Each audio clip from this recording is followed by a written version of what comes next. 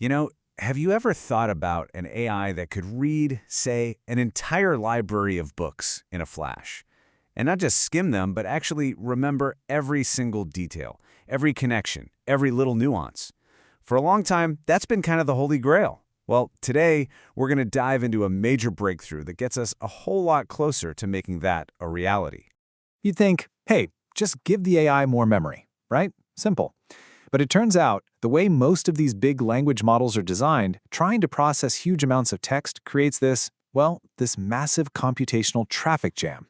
It's honestly been one of the biggest roadblocks holding AI back. So here's how we're going to tackle this. First, we'll dig into that core memory problem. Then, I'll introduce you to the star of the show, Deepseek V4. We'll pop the hood and look at its efficiency engine, check out the incredible results, and then wrap up by exploring what this all means for the future of AI. Okay, so let's get right into that memory issue. At its heart, it all comes down to a really tricky bottleneck, with a fancy name, quadratic complexity. You see, every AI has what's called a context window. The easiest way to think about it is like your own short-term memory. It's all the info the AI can hold in its mind at one time to figure out what you're saying and what to say back. The bigger the window, the more context it has, and the smarter it can be. And here's where it gets crazy. With the older models, as that context window gets bigger, the amount of computation needed doesn't just grow, it explodes. For every new piece of information you give it, the model literally has to go back and compare it to every other piece of information it's already seen. Imagine trying to read a novel, but every time you read a new word, you have to go back to page 1 and reread the entire book up to that point. It's just an impossibly slow way to work. And that huge, almost unsolvable problem, well, that brings us right to our main event, Deepseek V4. And I want to be clear, this isn't just a small tweak or a minor update. We are talking about a fundamental redesign aimed squarely at crushing that memory problem. So the researchers actually rolled out two versions. You've got the Pro model, which is an absolute beast. We're talking 1.6 trillion total parameters.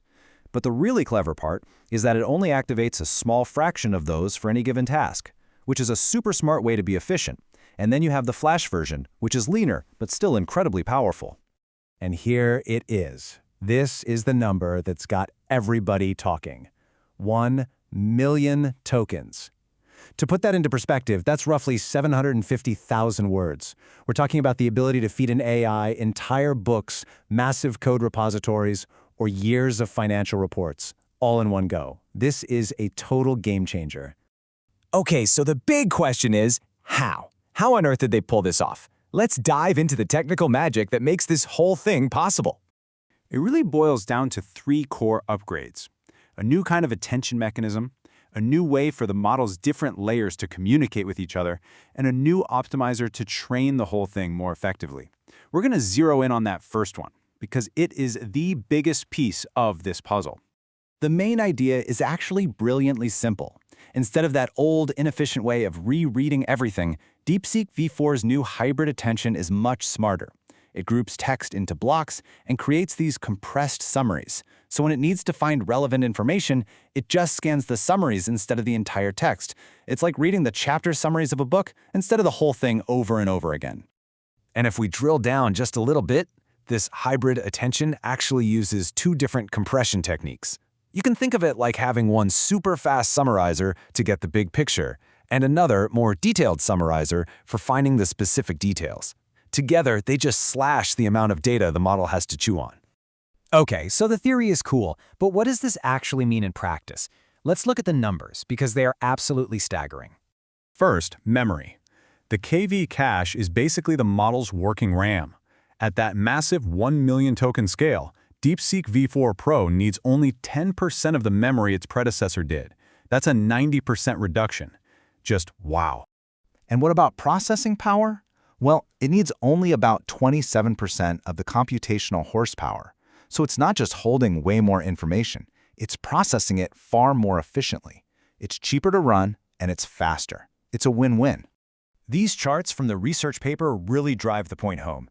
That dotted line represents the old way of doing things. See how the cost and memory just shoot for the moon?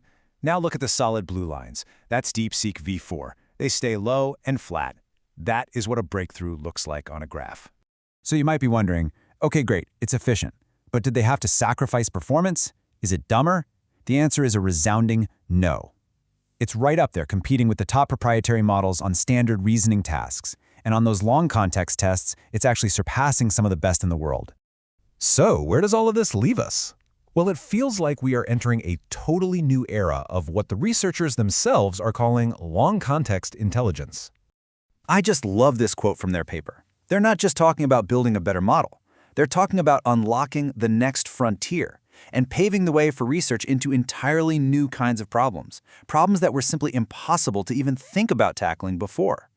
I mean, this means we can finally start building tools we've only ever dreamed of. Think about AI agents that can actually remember every single interaction you've ever had with them, or scientific assistants that can read every research paper in a field and spot connections no human could ever see. This isn't just an upgrade, it unlocks a whole new class of applications. Which of course leaves us with the ultimate question. For years, an AI's poor memory has been a massive limitation. Now that those walls are finally coming down and its memory is becoming practically limitless, what are the truly complex, long-term problems that we're finally going to be able to solve?